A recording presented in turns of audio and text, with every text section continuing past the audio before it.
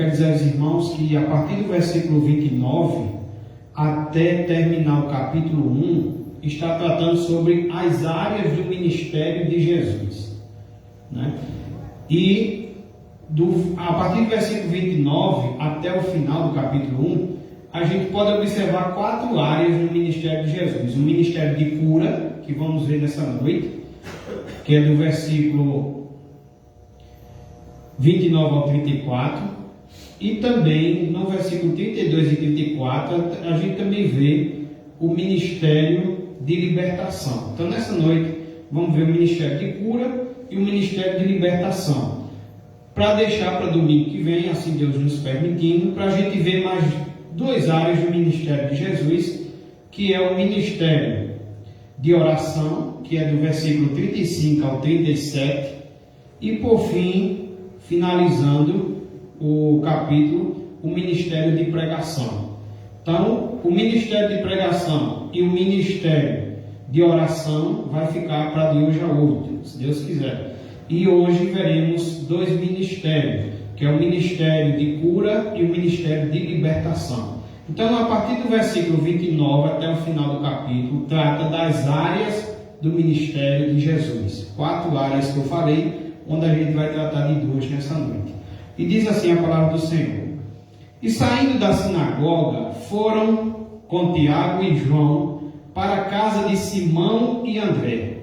A sogra de Simão estava de cama, com febre, e logo deram essa notícia a Jesus. Então, aproximando-se Jesus, pegou na mão dela e fez com que ela se levantasse. A febre a deixou e ela passou a servi-los. À tarde, depois do pôr do sol, trouxeram a Jesus todos os enfermos e endemoniados. Toda a cidade estava reunida à porta da casa. E ele curou muitos que se achavam doentes de todo tipo de enfermidades. Também expulsou muitos demônios, não lhes permitiram que falassem, porque sabiam quem ele era. Amém? Pai amado, querido Deus, em concordância, Senhor, com nosso irmão Marivaldo, te pedimos mais uma vez a iluminação do Teu Santo Espírito. Nos ilumina, nos capacita, Senhor, que venhamos aprender mais do Senhor nessa noite. Nossa fé venha a ser fortalecida, edificada, venhamos ser exortados, assim, Pai, como seja a Tua vontade. Seja conosco, te oramos e pedimos em nome de Jesus. Amém. Então, como eu já disse aos irmãos, as áreas do ministério de Jesus, que vai do versículo 29 ao 39, mas hoje veremos apenas 2 áreas, o ministério de cura e o ministério de libertação. E a gente percebe, tanto do versículo 29 até o final, que o ministério de Jesus ele é marcado por 2 grandes plataformas. Em primeiro lugar, vamos perceber que existia uma profunda intimidade com o Pai, né? Precisamos aprender com Jesus Cristo a intimidade de Jesus com o Pai. Jesus ele veio do céu à terra, ele vem do céu à terra, mas Jesus jamais perdeu a sua intimidade com o Pai. Jesus jamais perdeu o seu contato com o céu. Ele veio do Pai, mas nunca abriu mão da intimidade com o Pai. Ele veio do Pai, mas nunca abriu mão de permanecer com essa intimidade. Toda a sua vida foi conduzida por um profundo senso da presença do Pai. Então isso observa em todo o seu ministério, mas em especial estamos vendo nessa noite em Marcos capítulo 1, do 29 ao 39, e a gente observa essa profunda intimidade do Pai, intimidade de Jesus Cristo com o Pai. Em segundo lugar, existe também uma profunda compaixão pelos necessitados. E é por isso, irmãos, que estamos aqui em Cristo, porque existe essa profunda compaixão de Jesus Cristo por nós, pelos pobres, pelos necessitados, né? Jesus sacrificava, é notório quando a gente vê isso, que Jesus sacrificava muitas vezes o seu descanso, Ele estava cansado, porque sabemos que era 100% também homem. Quando ele atende aquela mulher que estava com a filha endemoniada, o texto diz que ele vai para aquela terra para descansar. Ele vai para aquela casa para descansar. Mas a gente observa que Jesus sacrificava seu descanso para atender às multidões aflitas e para socorrer os necessitados. As pessoas tinham sempre prioridade, na agenda para Jesus. Então, é notório isso.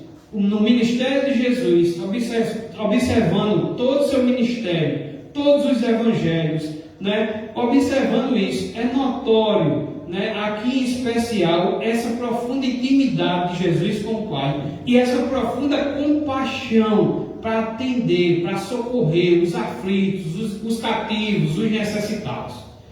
Então, veremos agora, de um modo mais particular, esse ministério de cura.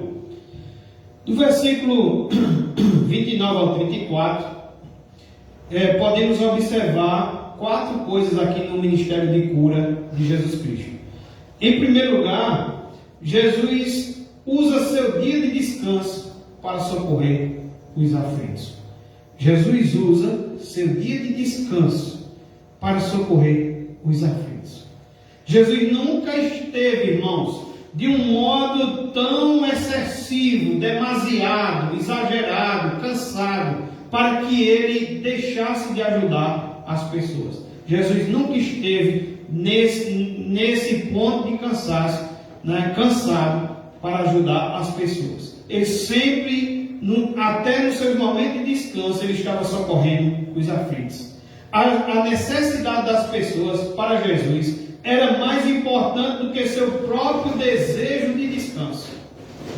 O texto nos mostra que ele foi à sinagoga pela manhã, o texto que lemos, ensinou e libertou, e agora o texto nos mostra que ele está na casa de Pedro para curar quem? A sogra de Pedro.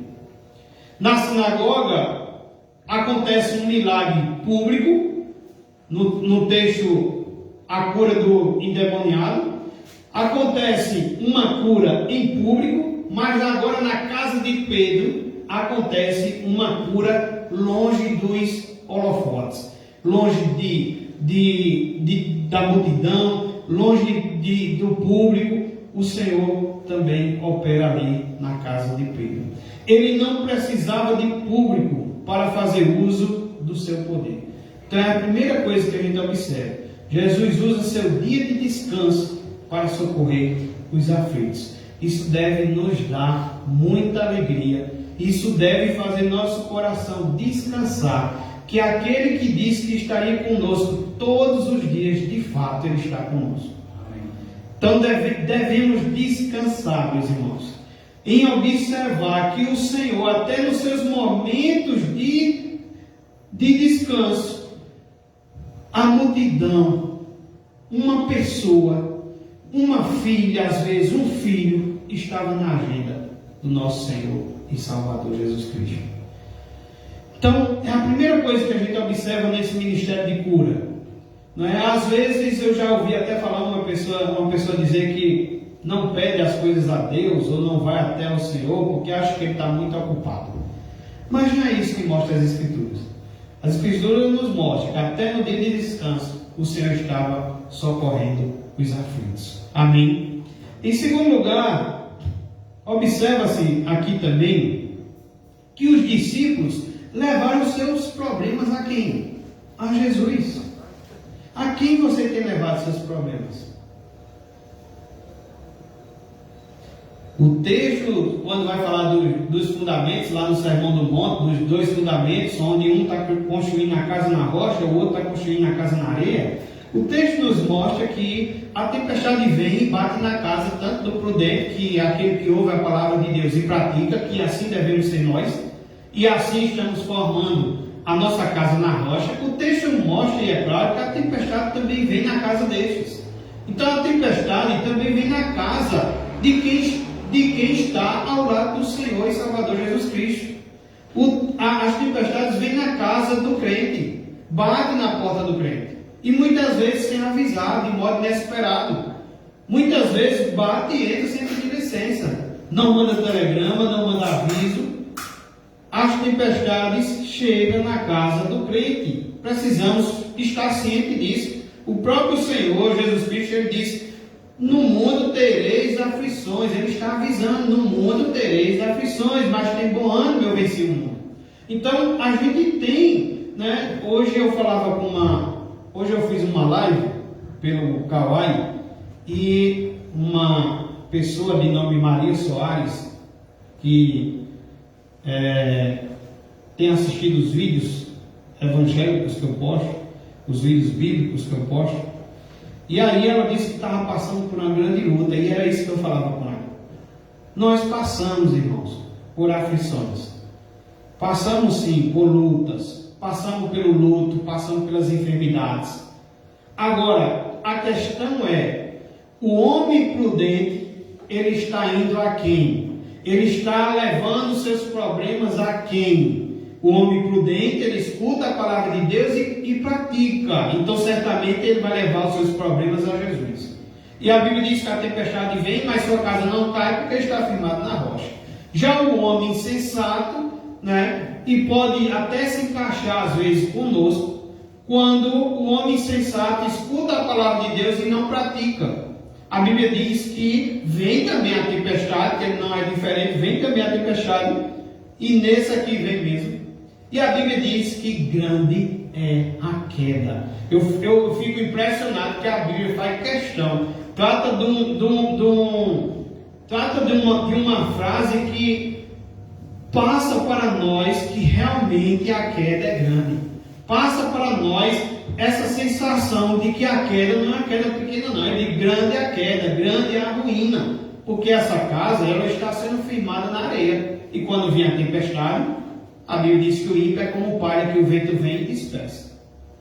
Mas o prudente, ele é como uma árvore que é plantada junto a ribeiros de águas, que no seu devido tempo dá fruto e sua folhagem nunca murcha. O discípulo de Jesus precisa entender que falava sobre isso também, que ele precisa entender que ele é como um ramo ligado à videira. Jesus disse que ele é a videira, nós somos os ramos, e o Pai é o agricultor.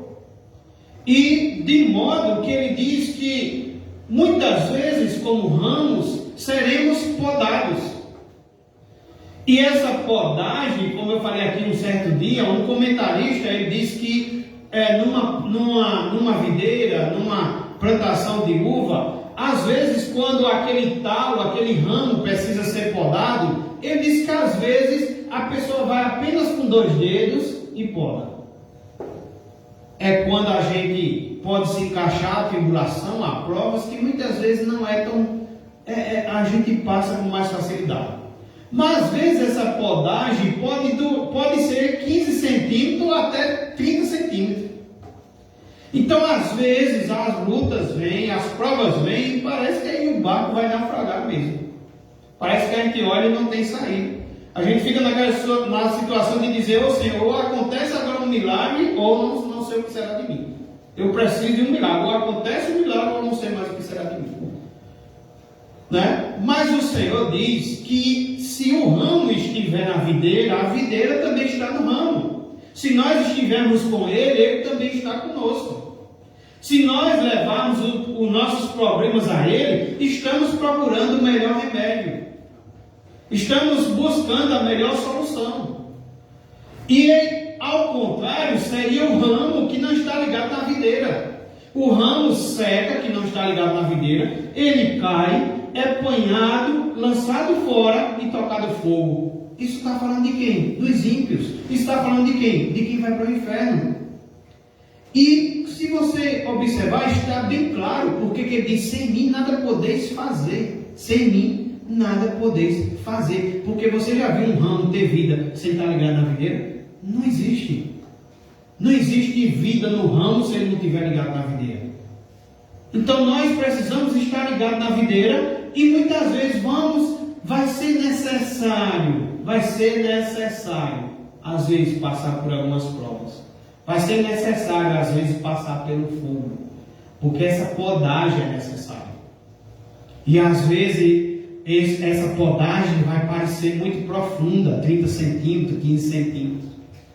Mas é necessário. E a plantação que passa por essa podagem, ela não deixa de ter o fruto, ela vai ter o fruto.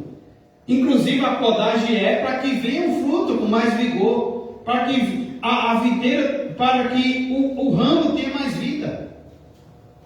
Então, é necessária a podagem. Então, muitas vezes, é necessário também passarmos por luta, passarmos por aflições. Mas, quando você está passando por esses momentos, que muitas vezes é pavimentação para a gente ir a Jesus Cristo, muitas vezes é momento de a gente orar porque você não estava orando e agora você vai ter que orar, você vai dobrar o joelho porque está doendo, você vai dobrar o joelho porque você está aflito, você vai dobrar o joelho porque você está passando por alguma coisa, talvez esteja com medo, com angústia, com aflição, e você dobra o joelho, talvez antes dessa prova, dessa luta, você não estava orando. Então, os sofrimentos, John Charles Miller diz que se o sofrimento nos leva a Cristo, então na verdade esses sofrimentos é uma bênção. Se nos levou a Cristo, é uma bênção. Então essa podagem é uma bênção, não é? E se estivermos nele, ele garante que ele também estará em nós. E o Pai é o agricultor, porque o Pai estará cuidando também de todas as coisas. E Pedro, os seus discípulos, está ciente disso, de que os seus problemas, eles devem ser levados a Jesus.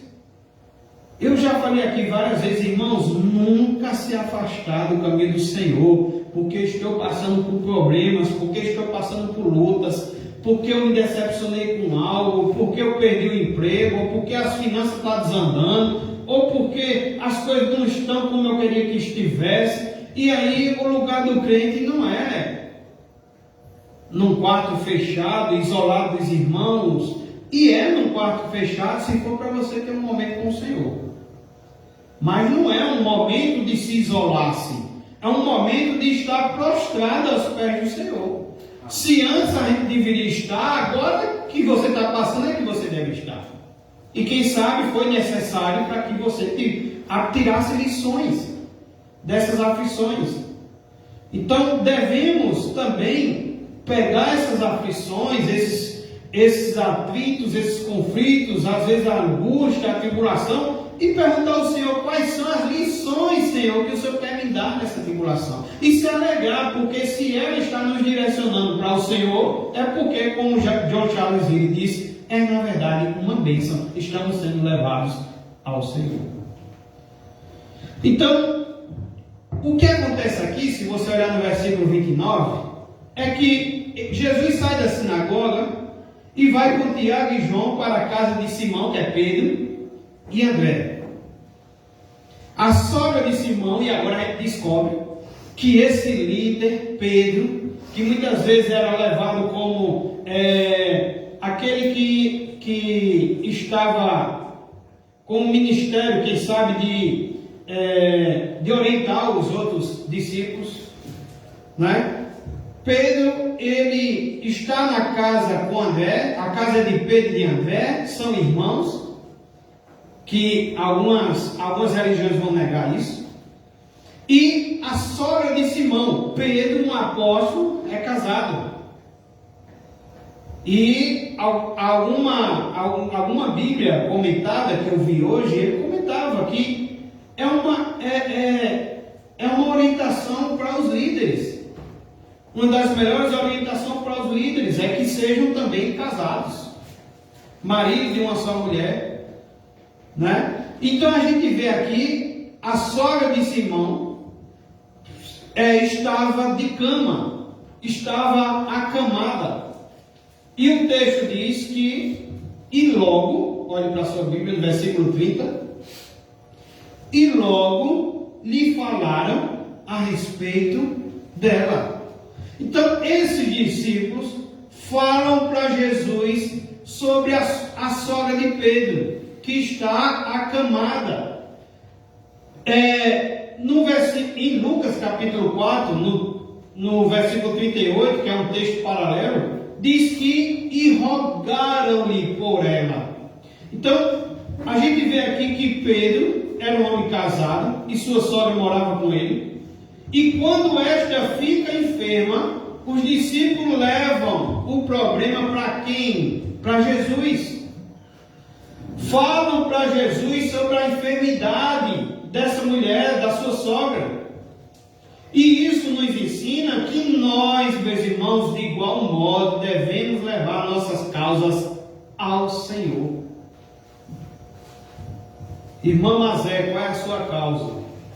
Irmão Realdilson, qual é a sua causa? Irmã Silvânia, qual é a sua causa? Eric, qual é a sua causa? Devemos levar nossas causas ao Senhor. Há um poeta que ele diz assim: quando tudo perante o Senhor estiver, isso é o sentido de que você está levando suas causas ao Senhor. Quando você pegar essas causas e colocar perante o Senhor, então, quando tudo perante o Senhor estiver, e todo o meu ser Ele controlar, só então hás de ver que o Senhor tem poder, quando tudo deixares no altar.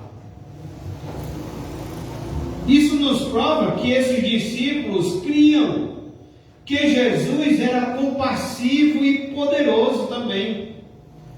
Jesus se importa com os problemas das pessoas, irmãos, e tem poder para socorrê-las. Jesus se importa com seus problemas e tem poder para socorrer você. Nós devemos semelhantemente contar para Jesus aquilo que nos aflige e levar nossas causas a Jesus.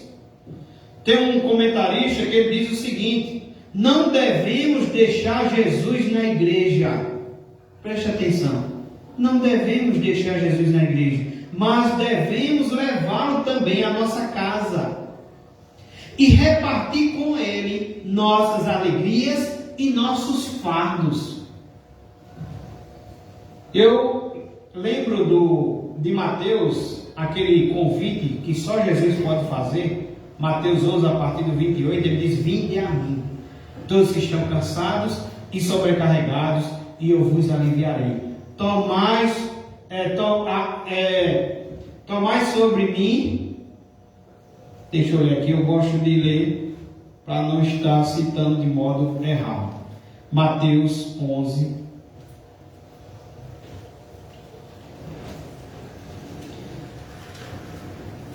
a partir do versículo 28, ele diz: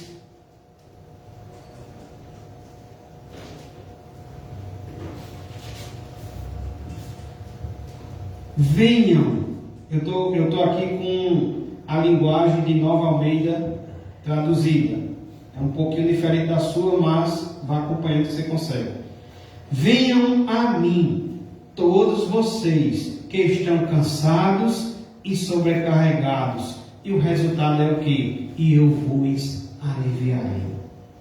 Tomem sobre vocês o meu jugo e aprendam de mim, porque sou manso e humilde de coração, e vocês acharão descanso para a sua alma, porque o meu jugo é suave e o meu fardo é leve. Então, ir ao Senhor é também andar com o Senhor. E andar com o Senhor é entender que o Senhor estará carregando nossos fardos. Mas para isso precisamos levar nossas causas ao Senhor. Ele sabe sim, conhece todas as nossas necessidades. Mas Ele nos ensina a lançar sobre Ele, a jogar sobre Ele, a entregar a Ele as nossas petições, as nossas ansiedades, as nossas aflições. É isso que o texto está nos ensinando. Não devemos deixar Jesus na igreja, mas devemos levá-lo também à nossa casa e repartir com Ele nossas alegrias e nossos fardos. Essa expressão, quando o texto diz, e logo lhe falaram a respeito dela, dá-nos confiança para vir a Jesus com nossas necessidades e problemas. É isso que o Senhor quer nesta noite, é nos dar confiança disso. Quando eles vê a situação da sogra que está de cama com uma febre, o texto diz que logo falaram para Jesus a respeito dela, da situação, da sua aflição, da sua febre, de que estava acamada, que não tinha condições nem de se levantar, que estava à beira da morte. Essa febre não era uma febre qualquer. Daqui a pouco eu vou falar um pouquinho para você sobre a febre que existia aqui nesse tempo. Então, eles logo rogam, eles logo falam a Jesus a respeito dela. E isso, a Bíblia quer nos dar confiança para a gente ir a Jesus com nossas necessidades e com nossos problemas. Geralmente nós buscamos todos os outros recursos antes de irmos ao Senhor. Isso lembra também a mulher do fluxo de sangue. Essa mulher, antes do texto dizer que ela ouviu falar de Jesus, o texto é claro em dizer que essa mulher já havia padecido na mão de muitos médicos. O texto é claro em dizer que essa mulher já havia gastado tudo que tinha. Então essa mulher recorreu sim a outras coisas. É errado isso? Não. É pecado isso? Não. Recorrer aos médicos? Não. O Senhor usa a ciência serve ao Senhor, os médicos servem ao Senhor, é o Senhor que dá inteligência, é o Senhor que dá sabedoria, é o Senhor que capacita. Quando eu vou no médico, eu digo: Senhor, usa o médico para mim. Usa, Senhor, usa as medicações. O Senhor usa todas essas coisas. Todas essas coisas servem de alguma forma ao Senhor. E, meus irmãos, o texto nos quer dar essa confiança que nós precisamos confiar e levar a Jesus nossas necessidades e problemas. E fazer isso, meus irmãos, em primeiro lugar. Devemos buscá-lo em primeiro lugar. Por isso que a Bíblia não vai ensinar, se você está passando por lutas, por problemas, a Bíblia não vai ensinar que você deve se isolar dos irmãos, da igreja, da leitura bíblica, da oração. Não. Você deve colocar isso em prática. Você deve confiar no Senhor, que Ele é compassivo, que Ele tem compaixão, que Ele até nos seus momentos de descanso, Ele esteve socorrendo os aflitos, e o Senhor é o mesmo. Ele disse que estaria conosco todos os dias. Uma coisa que eu falo às vezes para os irmãos, quando eu olho para o Salmo 23, como também o Salmo 46 nos mostra isso, é que o Salmo 46, né, eu fiquei maravilhado quando eu consegui ver dessa forma. Algum comentarista me ajudou também nisso, certamente, né? Quando a gente percebe, né, como o salmista diz: o Senhor é o meu pastor e nada me faltará. E depois disso ele começa a dizer: Ele me faz repousar em pastos verdejantes, Ele me refrigera, Ele me leva para a água de descanso, né? Sempre dizendo Ele, como se Ele estivesse apontando para o seu socorro, que é o Senhor, sabe? E Ele está na terceira pessoa. É como se eu estivesse dizendo, Ele apontando como se Ele não... Eu creio que Ele vai me socorrer, eu creio que na hora difícil Ele vai me guiar na justiça, Ele vai estar comigo, Ele vai estar acalmando minha alma, mas eu estou dizendo Ele como se Ele estivesse um pouquinho distante, na terceira pessoa. E quando o salmista chega na sua pior situação, ele diz: ainda que eu ande pelo vale da sombra da morte. Ele está levando a sua pior situação que ele pode estar, a sua pior turbulência da vida, a sua pior tribulação, a sua pior aflição. Ainda que eu ande pelo vale da sombra da morte. Observe que o salmista não fala mais ele. Se você olhar, observar o Salmo 23, está dizendo: Ele faz isso, Ele faz aquilo, Ele faz isso, Ele faz aquilo. Mas quando chega nessa situação, nessa pior situação da vida do salmista, ele diz: Tu estás comigo. Esse Ele é um pouco distante, mas esse Tu é como se o Senhor estivesse do lado, sabe? Entendemos que nas nossas piores aflições, nos nossos piores momentos, onde você às vezes levanta a boca para dizer: o Senhor parece que não está me vendo, O Senhor parece que não está escutando minhas orações. O Senhor parece que esqueceu de mim. E às vezes até alguns que chegam a pensar: eu acho que eu não sou um salvo. Eu acho que eu não sou um filho de Deus. Você está enganado. Porque é nesse momento que o Senhor está dizendo: é nessa hora que eu mais estou presente. Que é o Salmo 46, verso 1. O Senhor é minha fortaleza. O Senhor é meu refúgio e fortaleza.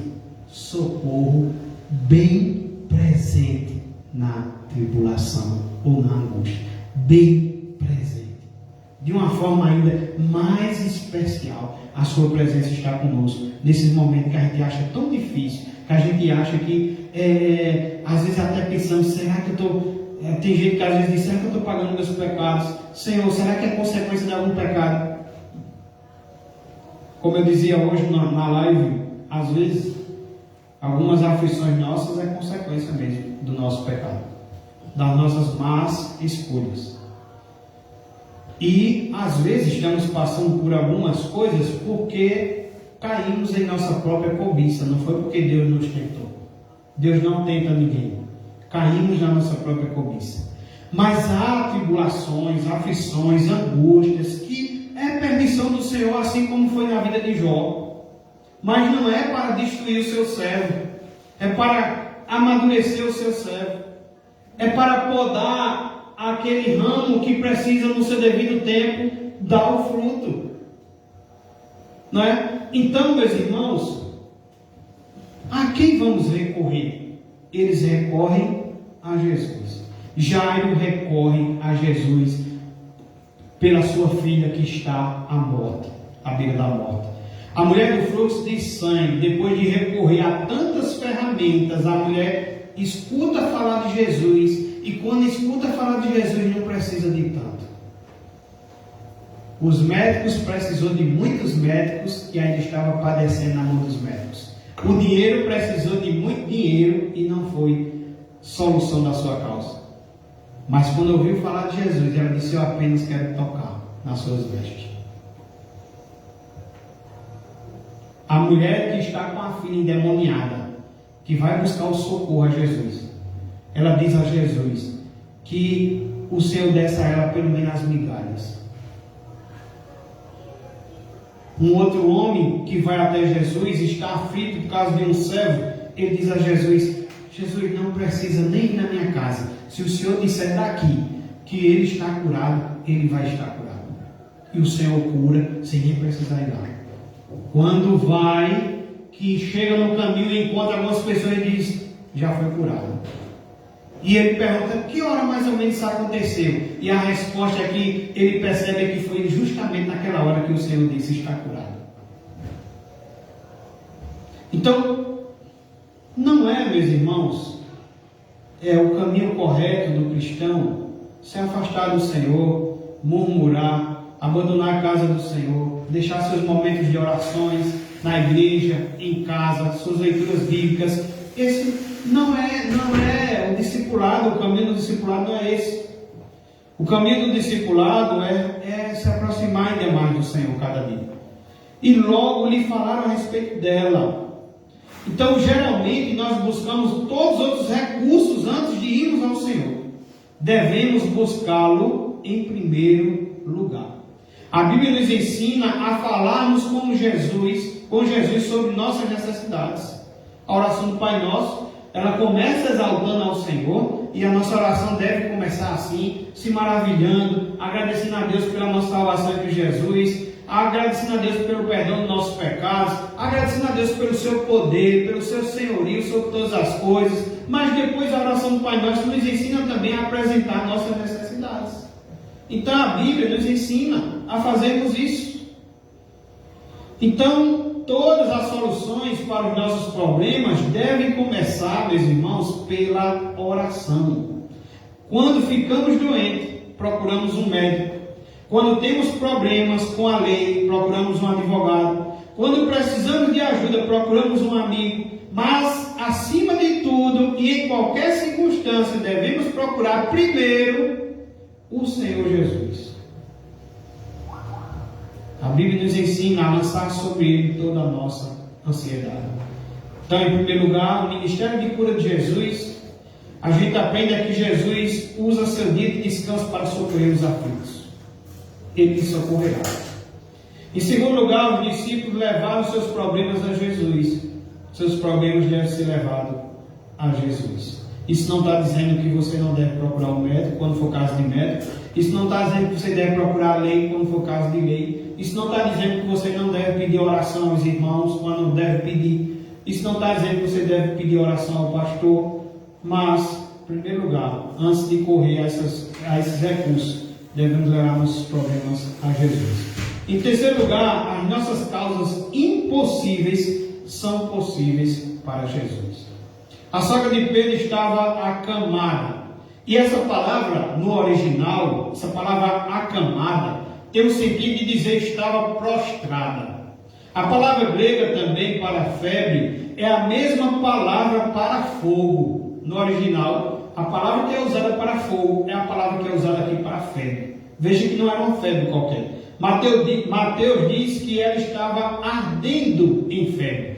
Lucas, que é um médico, ele usa um termo mais técnico, dizendo que ela estava com uma febre muito alta. E, trazendo esse contexto de febre, na Palestina havia 3 tipos de febre. A febre de Malta, que era acompanhada de grande anemia e debilidade. A febre tifoide, que era uma febre intermitente. Que febre intermitente é essa? Que cessa e depois recomeça de novo. Em terceiro lugar, existia a febre malária. As regiões pantanosas do Jordão eram infestadas de mosquitos da malária. Em Cafarnaum, abundavam os casos de malária. O enfermo tinha excessos de febre e calafrios. Adolf Hippot, ele diz que na região pantanosa ao redor de Cafarnaum, com seu clima subtropical, é provável que a sogra de Pedro tivesse sido acometida de malária. Essa febre, que tem excesso de febre e de calafrios.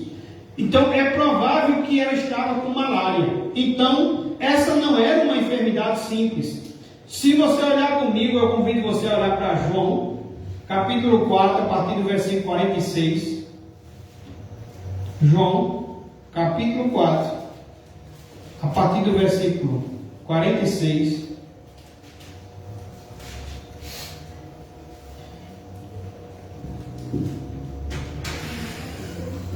Diz o seguinte, João capítulo 4, a partir de 46. Jesus foi outra vez a Caná da Galileia, onde tinha transformado água em vinho, e havia ali um oficial do rei, cujo filho estava doente em Cafarnaum. Quando ouviu dizer que Jesus tinha vindo da Judéia para a Galileia, foi até ele e pediu-lhe que fosse curar o seu filho, que é essa situação que eu contei agora há pouco, que estava morrendo. Veja, esse filho estava o quê? Morrendo. Então Jesus lhe disse: se vocês não virem sinais e prodígios, de modo nenhum crerão. O oficial pediu mais uma vez: Senhor, venha antes que o meu filho morra. Jesus respondeu: vá, o seu filho vai viver. O homem creu na palavra de Jesus e partiu. Quando já estava a caminho, os seus servos vieram ao encontro dele, anunciando-lhe que o seu filho estava vivo. Então perguntou a que horas o seu filho havia se sentido melhor. Informaram: ontem, a 1h da tarde, a febre o deixou. Estamos falando de um menino que o texto diz que estava morrendo. Estamos falando de um menino que o homem vai e recebe a notícia que agora o menino estava vivo, porque antes estava morto. Certo? E agora estamos falando de uma enfermidade que o texto diz que era uma febre. Então você vê aí qual era a febre da sogra de Pedro. Era uma febre mortal. Assim, os discípulos estavam diante de uma causa impossível. Mas a quem recorrer, meus irmãos?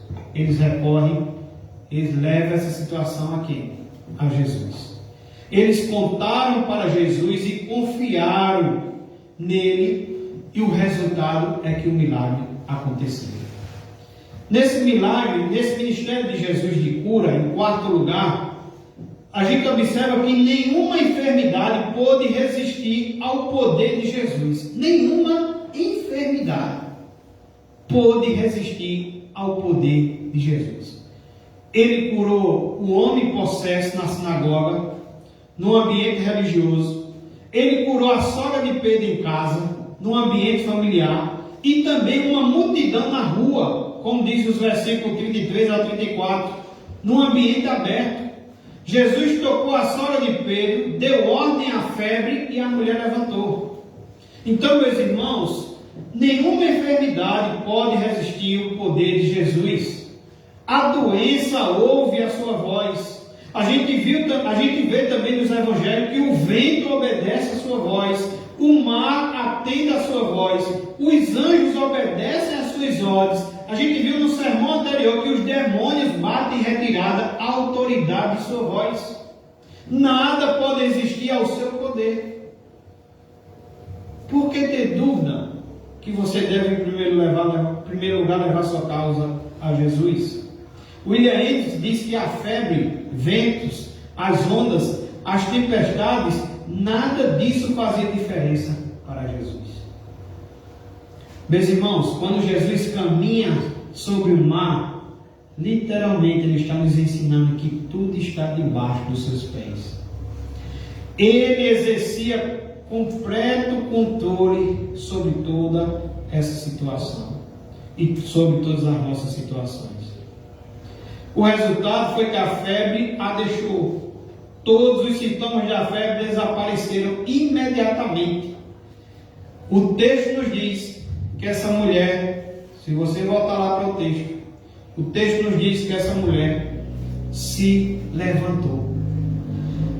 E essa cura, a gente diz que ela se levantou e passou a servi-los. Versículo 31, então aproximando-se Jesus, pegou na mão dela e fez com que ela se levantasse. Aquela febre que era mortal, Jesus repreende e faz com que essa mulher se levante. E o texto diz que a febre a deixou e ainda diz que ela passou o quê? A servi-los. Aqui não houve nenhum truque, nenhuma trapaça de combinar com alguém um milagre, nenhuma palavra mágica, nem expediente para impressionar os circunstantes. Aqui, meus irmãos, a cura foi imediata. O texto diz que a febre a deixou. A cura aqui também foi total. O texto diz que logo ela se levantou. E a cura aqui também foi permanente, porque o texto diz que ela passou logo a servi-los. E Marcos, no capítulo 1, a grande ênfase de Marcos é a vitória de Jesus sobre Satanás, é a sua autoridade sobre os demônios e a sua autoridade sobre todas as doenças humanas. Ainda, meus irmãos, que tenhamos alguém para apresentar em oração, por mais que a causa seja difícil, a esperança ainda está em Jesus Cristo. E a gente percebe aqui também que a notícia da expulsão do demônio na sinagoga e da cura da sogra de Pedro correu célere, e muitas pessoas renovaram as suas esperanças de cura para os seus entes queridos. Depois da cura familiar dentro da casa de Pedro, o texto nos mostra que uma multidão é levada a Jesus. Diz no versículo 32, à tarde, depois do pôr do sol, trouxeram a Jesus todos os enfermos e endemoniados. Todos os enfermos e endemoniados, irmãos. Toda a cidade estava reunida à porta da casa. E ele curou muitos que se achavam doentes de todo tipo de enfermidades.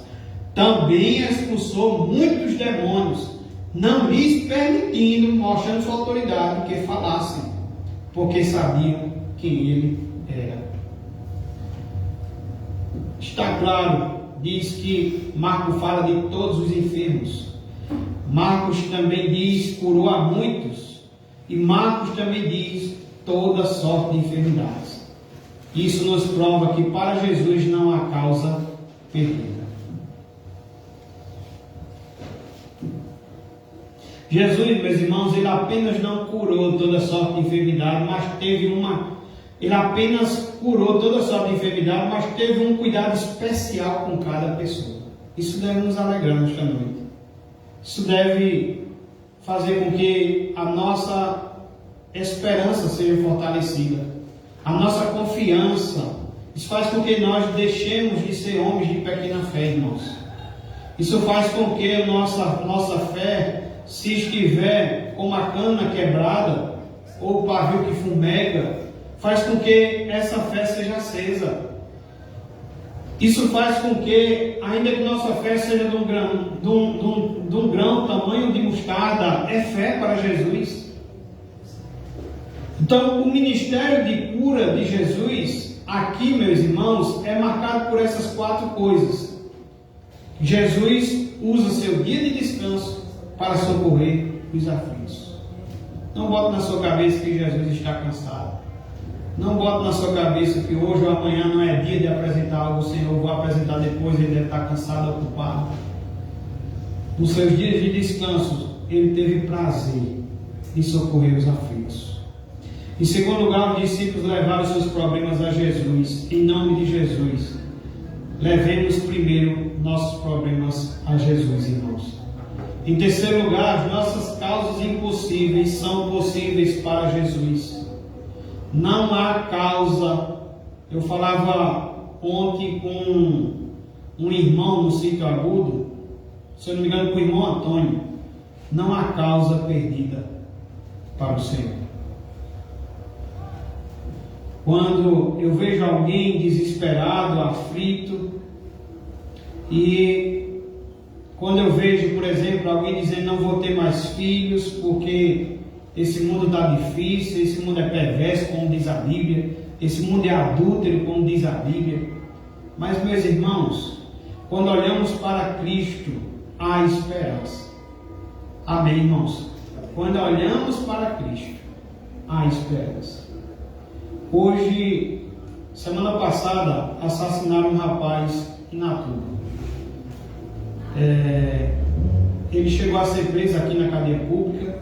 Eu não lembro se alguns anos atrás, nas visitas que eu fui e preguei na cadeia pública, eu não lembro se ele estava. Mas eu conhecia tanto o pai dele como conhecia ele também. Hoje assassinaram outro rapaz. Hoje pela manhã. O nome dele é Túlio. E mais ou menos, eu acho que 1 ano atrás ou 2 anos atrás, Túlio estava preso aqui na cadeia pública. E eu estive visitando a cadeia pública. Estive pregando. E Túlio disse a mim: olhe por mim, pastor, porque eu estou afastado do Evangelho. Eu estou afastado do Evangelho. O Senhor olha por mim. Eu disse: está certo, Túlio. E hoje eu soube da notícia que assassinaram Túlio. Então, meus irmãos, não podemos sair da presença do Senhor. O Senhor é esse que cura todo tipo de enfermidade, cura nossos problemas espirituais. O Senhor é esse que podemos descansar, dormir, acordar. O Senhor é esse que podemos nos agarrar e confiar, ainda que pareça que nossas causas sejam impossíveis. Para o Senhor não há causa impossível. Em quarto lugar, nenhuma enfermidade pode resistir ao poder de Jesus. E aqui a gente envolveu o vento quando acalma a tempestade. A gente falou dos endemoniados que ele expulsou, que ele libertou. Então, o nosso Deus é aquele que disse que estaria conosco todos os dias. E como eu falava ontem aqui pela manhã aos irmãos de João Pessoa, ele é o Deus também que tem todo o poder e toda a autoridade. E é ele que disse que estaria conosco todos os dias.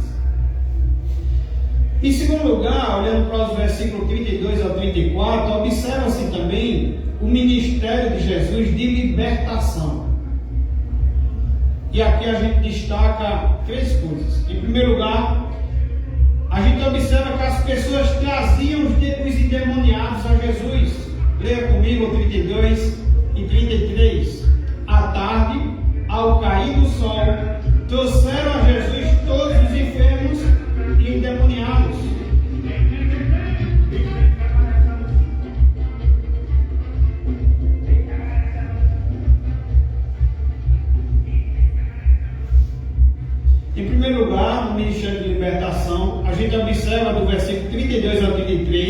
pessoas traziam os endemoniados a Jesus. Diz o texto: à tarde, ao cair do sol, trouxeram a Jesus todos os enfermos e endemoniados. Toda a cidade estava reunida à porta. A palavra grega aqui, trouxeram, significa carregar um fardo. Pegaram o fardo pesado e levaram a Jesus. Muitas pessoas enfermas e endemoniadas foram trazidas a Jesus. De outra maneira, precisamos observar que essas pessoas jamais poderiam ir a Jesus. Tiveram pessoas, assim como aquele paralítico, 3 homens vêm, pega aquele paralítico, levanta sobre o telhado e desce até onde está Jesus. Essas pessoas, meus irmãos, ela tem outras pessoas que levam a Jesus. Precisamos carregar esses fardos e levar a Jesus. Precisamos trazer pessoas, convidar pessoas para o culto. Tantos amigos que temos, tantos vizinhos, tantos conhecidos. Será que hoje alguém aqui poderia dizer: pastor, eu convidei uma pessoa aqui hoje para o culto? Será que poderíamos? Será que cada um aqui poderia dizer isso com firmeza? Eu convidei hoje a pessoa para o culto. Mas às vezes estamos, além de não convidar, nós ainda estamos sem querer ir. Ontem, o presbítero Tony pregou ali no sítio Agudo. E ele falava sobre buscar em primeiro lugar o reino de Deus e a sua justiça. Mateus capítulo 6, versículo 33. E ele falava, irmãos, que você lembra da sua convenção? Quando naquela semana da sua convenção você queria sair convertendo todo mundo? Talvez você não sabia nem o que falar, mas você estava tão feliz, estava tão cheio do Senhor, estava tão alegre, você tinha nascido do alto, você agora nova criatura, nasceu de novo, entregou a vida de Jesus, você estava tão alegre que você era capaz de sair querendo converter todo mundo, se pudesse converter todo mundo. Tem uma notícia boa para dar a vocês: eu entreguei a vida de Jesus. Tem uma notícia boa para dar a vocês: Jesus é Senhor e Salvador. Tem uma notícia boa para dar a vocês: vocês estão perdidos, mas o Senhor é o nosso Senhor e Salvador. Olha, eu conheci esse Senhor, eu conheci esse Salvador, e a gente quer trazer nossos filhos, a gente quer trazer nossos vizinhos, a gente quer trazer nossos amigos.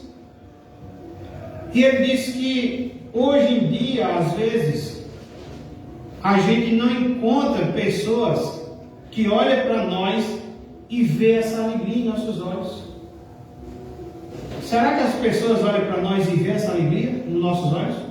De saber que estamos alegres, mesmo, quem sabe, passando por dificuldades, por luta, por circunstâncias, mas nossos olhos, será que brilham quando as pessoas olham para nós?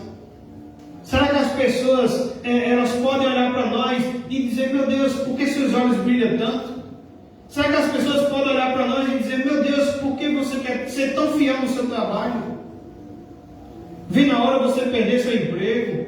Será que as pessoas olham para nós e dizem: meu Deus, o que é que te leva a seguir ao Senhor? Eu vejo você tão feliz, seus olhos brilham.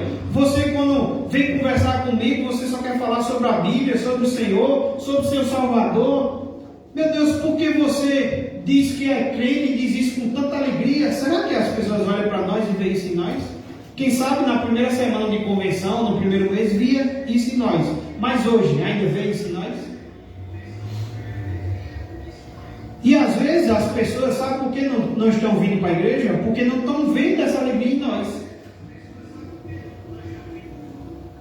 Eu não estou vendo essa alegria no irmão tal. Por que eu vou para aquela igreja que parece ser tão triste? Eu não estou vendo aquele irmão ou aquela irmã dando um bom testemunho, mostrando que é crente. Por que eu vou ser crente? Eu não estou vendo essa irmã passando por uma luta, passando por uma aflição. Eu não estou vendo ela se agarrando em Jesus Cristo. Por que eu vou me agarrar? Não é? E eu achei muito interessante Precisamos ser despertados, irmãos. Precisamos ser despertados, precisamos ter uma vida com Deus. E precisamos, e certamente, tendo uma vida com Deus, vamos querer também que as pessoas tenham também uma vida com Deus.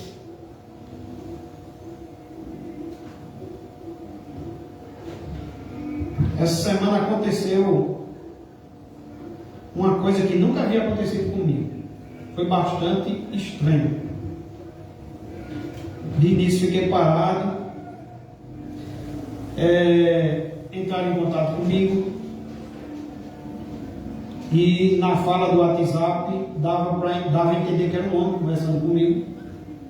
E eu já tinha esse contato porque esse pessoal tem um comércio e eu já comprei alguma coisa nesse comércio. E quando eu mando algumas coisas bíblicas, eu mando também para esse WhatsApp. Então essa semana entraram em contato comigo e no texto eles sempre mandavam alguma coisa sobre o comércio, mas nesse dia foi diferente.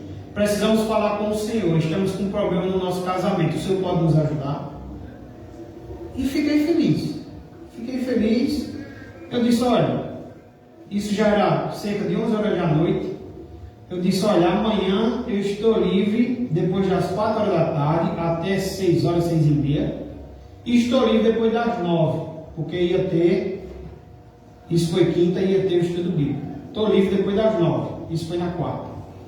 Aí disse, então, para a gente está bom depois das 9. Estamos aflitos, o senhor sabe de alguma igreja aqui onde a gente mora, que tem uma unção bem grande, que eu acho que a gente está precisando de um descarrego, alguma coisa assim desse tipo.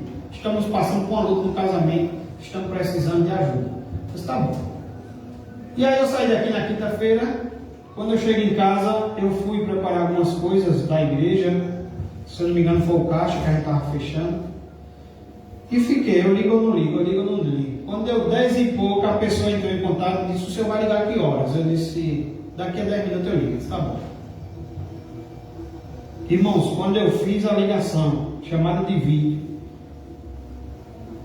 eu ainda perguntei assim, vou falar com o casal, vou falar com os dois? Vai, tá bom. É bom falar com o casal. Fiz a chamada de vídeo, quando abriu a tela de vídeo, 2 meninas querendo ajuda, porque o casamento delas, ela com ela, não está dando certo. Estão com problemas no casamento.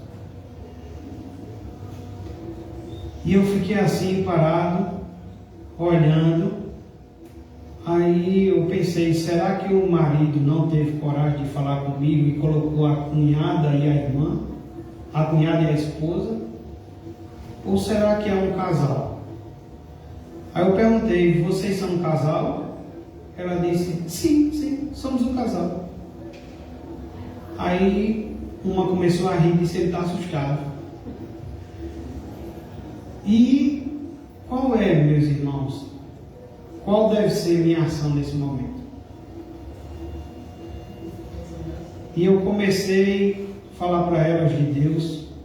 Perguntei a elas como é que elas veem a relação delas diante de Deus.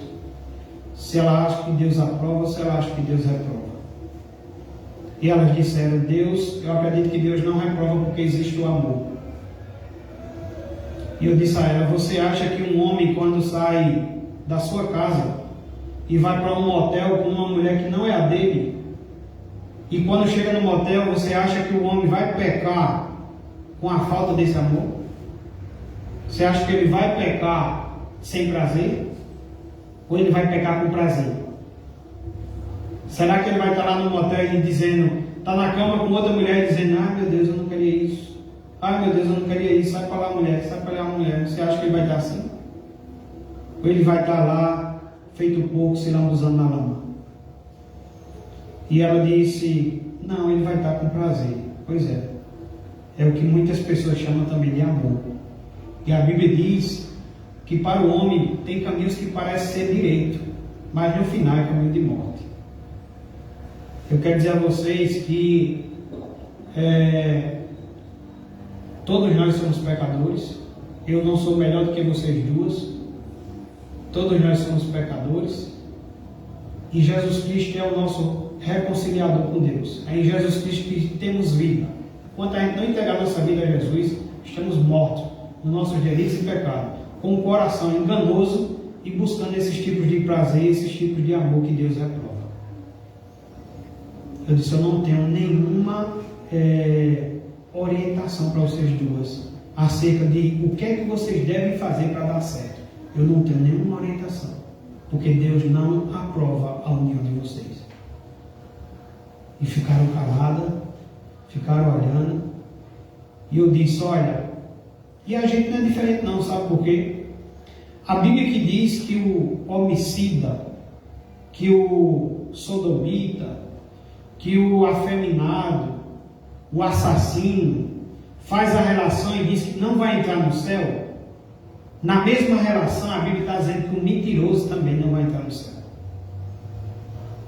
Às vezes, eu disse a ela, eu deixei bem claro, às vezes eu não estou condenando vocês, às vezes a gente olha para as pessoas e condena, porque cometeram um homicídio, a sociedade condena, porque adulterou, a sociedade condena, porque é uma prostituta, mas Jesus está condenando, e irá condenar até o mentiroso.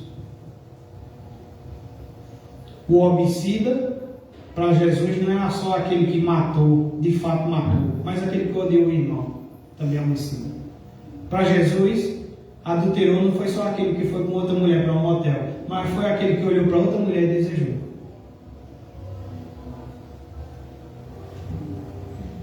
Então, por isso que quando a gente olha para os 10 mandamentos, e a gente lê os 10 mandamentos aqui no momento de contrição, por isso que a gente faz perdão sempre pelos nossos pecados. Porque às vezes ferimos o primeiro mandamento, que é amar a Deus sobre todas as coisas, colocamos outras coisas no lugar disso. E às vezes erramos no segundo mandamento, quando é amar o irmão como a si mesmo. E Natália, pregando no Cita Agudo, pregou sobre esse assunto. E Natália dizia, se a gente amasse o próximo, a gente não matava. Se a gente amasse o próximo, a gente não cometia outras coisas, que para Deus é pecado. Então eu tive mais de 1 hora com aquelas meninas. E essa é a minha missão. Essa é a sua missão, de dizer o que é que está na Bíblia. Mas hoje a gente encontra crentes e pastores, como o presbítero Tony pregou no Cita Agudo, que vem crescendo o número de evangélicos. Aí ele disse, parece que vem diminuindo o número de cristãos. Vem crescendo o número de pastores, mas parece que temos poucos pregadores. Então, somos, irmãos, um arauto do Senhor. Precisamos trazer as pessoas para o Senhor. E trazer não é trazer com a mentira, é trazer com a verdade, trazer com o Evangelho. Mas hoje encontramos pastores, não vou dizer isso, porque se eu disser vou ser preso. Encontramos irmãos que dizem, não vou dizer isso, porque se eu disser vou magoar a pessoa. Engraçado, a gente não quer magoar as pessoas, mas não estamos preocupados porque estamos magoando a Deus. Estamos ferindo a Deus. Então, meus irmãos, esse texto também nos deixa claro, à tarde, ao cair do sol, trouxeram a Jesus todos os enfermos e endemoniados, toda a cidade estava reunida à porta, nos mostra que as pessoas traziam os endemoniados, os enfermos, para Jesus. E tem também a intenção de dizer que isso era uma coisa também contínua, devemos continuar fazendo isso, trazendo os enfermos, trazendo os doentes, e Jesus veio para isso.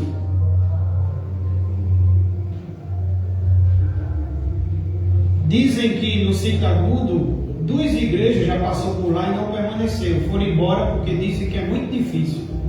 Lá existe muitos doentes, vamos dizer assim. Mas, meus irmãos, eu estou lá porque eu sirvo aquele que para ele nada é impossível. Eu estou lá porque eu sirvo aquele que veio para isso, para desfazer as obras de Satanás. Eu sirvo aquele que Paulo está preso e está alegre porque está pregando o Evangelho. Eu sirvo aquele que a igreja que olha para Paulo, que está preso porque está pregando o Evangelho, a igreja está crescendo, está com mais ousadia ainda. Estão firmes, convictos que estão mesmo no caminho Eu sirvo aquele que João Batista perde a sua cabeça. Alguns comentaristas dizem que depois de cortarem sua cabeça, ainda enfiaram um prego na sua língua, porque pregou a verdade, dizendo que o rei estava em pecado. Será que hoje temos crentes assim? Será que hoje temos pastores assim? Porque Jesus não mudou, o discipulado não mudou, e aqueles que eles vêm buscar continuam sendo esses discípulos, que são fiéis, que têm uma vida com Deus e que trazem pessoas também para Deus. É importante também observar aqui nesse texto, irmãos, que ele separa enfermidade e endemoniados. Toda a cidade estava reunida à porta, e o texto diz aqui: enfermos, no 32, atado ao raio do sol, trouxeram a Jesus todos os enfermos e endemoniados. Veja que ele fala enfermos e endemoniados. Isso serve muito bem para a gente aprender, para a gente ensinar as pessoas, principalmente aquelas que acham que toda enfermidade é demônio. Veja que aqui ele separa enfermos e endemoniados. Existem pessoas enfermas porque é consequência do pecado? Existe, mas isso não é uma regra. Existem pessoas enfermas porque seria demônios? Existe, mas isso também não é uma regra. Então veja que ele separa enfermos e endemoniados, né? Como eu já disse aqui uma vez, foram visitar a rua da irmã Silvânia, passando lá, viram a irmã Silvânia com o olho muito vermelho, a irmã com alergia, coçando o olho, e já acharam que a irmã estava endemoniada, era coisa do demônio, né? Então, muitos ensinam dessa forma: você está enfermo, é um demônio. Você está com crise financeira, ganha 500, gasta 700, eles vão dizer que é o demônio, né? Mas aqui, veja que ele bota enfermos e endemoniados. Então, aqueles enfermos não era porque estavam enfermos porque tinham demônios.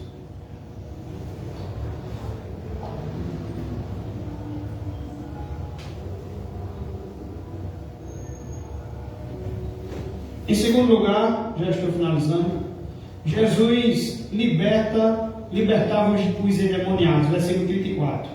E ele curou muitos doentes de toda sorte é todo tipo de enfermidades. Também expeliu muitos demônios, não lhes permitindo que falassem. O Senhor Jesus não deixava nem que eles falassem, porque sabia o que ele era. Jesus libertava os possessos por algumas razões. Primeiro, porque ele veio para libertar os cativos. Lucas, capítulo 4, versículo 8, 18, diz que o Espírito do Senhor, Jesus está dizendo, o Espírito do Senhor está sobre mim, pelo que me ungiu para evangelizar os pobres, enviou-me para proclamar libertação aos cativos e restauração da vista aos cegos, para pôr em liberdade os oprimidos. Lucas também diz, em Atos, capítulo 10, 38, diz: como Deus ungiu a Jesus de Nazaré com o Espírito Santo e com poder, o qual andou por toda parte, fazendo bem e curando a todos os oprimidos do diabo, porque Deus era com ele. Então, a gente observa que Jesus libertava os endemoniados, em primeiro lugar, porque ele veio para isso, irmãos. Ele veio para libertar os que estavam sendo escravizados por Satanás. Em segundo, ele veio para libertar porque veio para desfazer as obras do diabo. Jesus veio ao mundo para vencer o diabo e suas hostes. Ao mesmo tempo que ele liberta os cativos, ele aflige os demônios. Ele venceu o diabo na tentação, ele venceu o diabo libertando as pessoas, libertando os endemoniados, ele venceu outras diversas investidas e finalmente ele venceu o diabo também na cruz, despojando e expondo ao desprezo. Jesus se manifestou, irmãos, para desfazer as obras do diabo. Em terceiro lugar, ele veio para libertar porque ele sentia profunda compaixão pelas pessoas oprimidas. Os milagres de Jesus não eram realizados para chamar atenção para ele, mas para demonstrar sua compaixão pelos outros. Sua motivação não era vaidade, sua motivação era amor. Em terceiro lugar, Jesus não permitia que os demônios falassem. No versículo 34, a gente vê que o texto diz: não lhes permitindo que falassem, porque sabiam quem ele era. Os demônios sabiam quem era Jesus, sabiam que Jesus era o Filho de Deus, o Santo de Deus. Pregamos sobre isso no sermão passado, dizendo que os demônios reconhecem isso, e muitas vezes alguns que se dizem crentes não reconhecem isso. Mas Jesus jamais aceitou o testemunho dos demônios. Por isso que ele não permitia que os demônios falassem. Bruce, um comentarista, ele diz que por 3 motivos Jesus não deixa os demônios falar. Primeiro, para silenciar os demônios, Jesus assim demonstrando sua autoridade e poder sobre eles. Segundo, Jesus desejou que as pessoas cressem que ele era o Messias por causa do que ele disse e fez, e não por causa das palavras dos demônios. Terceiro, Jesus queria revelar sua identidade como Messias no seu tempo certo, e não de acordo com o tempo escolhido por Satanás. Ele queria que as pessoas seguissem a Cristo com um motivo. Satanás queria que as pessoas seguissem a Cristo com um motivo errado. Queria que as pessoas seguissem a Cristo por aquilo que ele poderia receber dele, e não por quem de fato ele é, o Salvador do mundo. Irmãos, observando o ministério de Jesus até aqui, a gente viu um ministério de cura e um ministério de libertação. E que lições podemos tirar para a nossa vida? E eu queria ler aqui para os irmãos 2 coisas que fala J.C. Healy, John Charles Healy. Ele diz o seguinte: primeira coisa, para nossa conclusão e nossa lição prática. Aprendemos aqui, meus irmãos, que o remédio para o crente, que o crente deve recorrer, antes de tudo,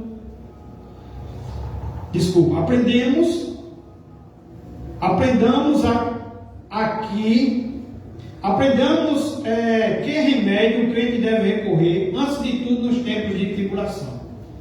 A quem devemos recorrer? Aprendemos isso nessa noite. Devemos recorrer ao nosso Senhor e Salvador Jesus Cristo. O crente precisa imitar os exemplos bíblicos. Lemos que quando a sogra de Pedro achava-se acamada com febre, vimos que os seus amigos, Pedro, quem estava com Pedro, leva a sua causa a Jesus. Não existe medicamento que se compare a esse. Não existe medicamento que se compare a Jesus. Os meios postos à nossa disposição devem ser usados com diligência, sem dúvida, em todo momento de necessidade. Os médicos devem ser consultados em caso de enfermidade. Os advogados devem ser ouvidos quando a propriedade ou o indivíduo precisa de defesa. A ajuda dos amigos deve ser procurada. No entanto, a primeira coisa que devemos fazer é clamar ao Senhor Jesus Cristo, rogando-lhe ajuda. Ninguém será capaz de nos aliviar com tanta eficácia quanto Jesus. Ninguém é tão compassivo e tão disposto a aliviar nossas dificuldades quanto Jesus. E ele cita aqui alguns exemplos. Quando Jacó se viu envolvido em grande dificuldade, primeiramente voltou-se para Deus e suplicou: livra-me das mãos de meu irmão Esaú. Falando de Ezequias, ele diz que quando Ezequias sentiu-se pressionado, antes de mais nada, abriu diante do Senhor a carta enviada por Senaqueribe, E então rogou: agora, pois, ao Senhor nosso Deus, livra-nos das suas mãos. Quando Lázaro adoeceu gravemente, suas irmãs imediatamente mandaram dizer a Jesus: Senhor, está enfermo aquele a quem amas. Devemos agir precisamente dessa maneira. Amém. O Salmo 55, versículo 22 diz: confia os teus cuidados ao Senhor e Ele te susterá. 1 Pedro, capítulo 5, versículo 7, lançando sobre Ele toda a vossa ansiedade. Filipenses, capítulo 4, versículo 6, em tudo, porém, sejam conhecidas diante de Deus as vossas petições, pela oração e pela súplica, com ações de graça. E nessa primeira lição, John Charles Riley termina dizendo assim: não somente nos lembremos disso, mas também pratiquemos. Veja, não seja apenas ouvinte não da palavra do Senhor. Não apenas lembre que o Senhor, para Ele não há causas impossíveis. Não apenas lembre que Ele atende os necessitados, que Ele tem compaixão. Não apenas lembre disso, mas pratique. Dobre seu joelho, apresente suas súplicas ao Senhor, apresente suas causas ao Senhor. Tenha uma vida com o Senhor, confia nele, entrega a Ele as tuas causas. É isso que John Charles está dizendo. Não somente nos lembremos disso, mas também pratiquemos. Essa é a primeira lição. A segunda lição, ele diz que também aprendemos aqui sobre a completa e perfeita cura que o Senhor Jesus realiza. Cristo tomou aquela mulher enferma pela mão, ergueu-a do leito e imediatamente a febre a deixou. Entretanto, isso não foi tudo. Um milagre ainda maior foi efetuado. E agora John Charles nos chama a atenção da segunda lição. Em seguida, lemos que a sogra de Pedro passou a quê? A servi-los. No caso da sogra de Pedro, a debilidade física e a prostração que os estados febris geralmente impõem a todas as suas vítimas foram prontamente removidas. A mulher que tinha febre não só foi curada num momento, mas também foi fortalecida e capacitada a trabalhar. Para que o Senhor nos salva, irmãos? O Senhor nos salva para servir.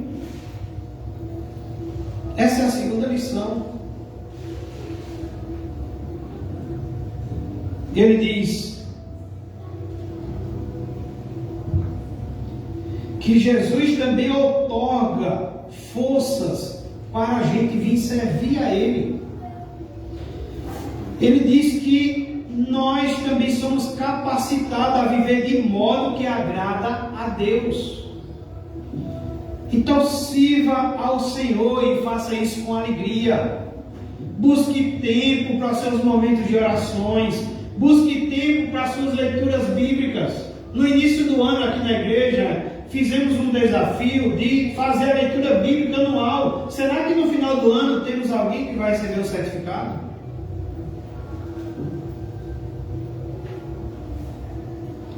Esse Senhor, meus irmãos, que curou essa mulher, Ele também é o mesmo que capacita a trabalhar para Ele. Os Salmos diz: vamos nós trabalhar, somos servos de Deus. Você tem tido tempo para Deus? Você tem tido tempo para servir a Deus na sua igreja local? Você tem tido tempo para participar das atividades dessa igreja local? Essa igreja tem compromisso com o Senhor na terça, na quinta e domingo. Você tem compromisso com o Senhor nesses dias? Nessa igreja que você é membro? Você tem compromisso com as missões, as atividades dessa igreja? Você tem tido seus momentos também com o Senhor no seu quarto? Você tem tido também os momentos de ouvir pregações, de estudar a palavra do Senhor, de buscar no Senhor o puro leite, de crescer no Senhor, de amadurecer? Você tem crescido no Senhor? Ou você acha que crescer no Senhor é só dizer: eu já tenho 10 anos que sou crente? pregação da semana passada disse assim, que a nossa fé não seja apenas intelectual, mas seja também do coração. Então, meus irmãos, lembremos disso, mas também pratiquemos. Levemos nossas causas ao Senhor, nas mãos daquele que tudo pode. E não esqueçamos que o Senhor nos tirou das trevas para a sua maravilhosa luz. Mas a Bíblia diz que Ele fez isso também, para ser um sal e luz nessa terra. Essa terra que a Bíblia diz que é perversa e adúltera. Será que você está sendo sal? Será que você está sendo a luz dessa terra?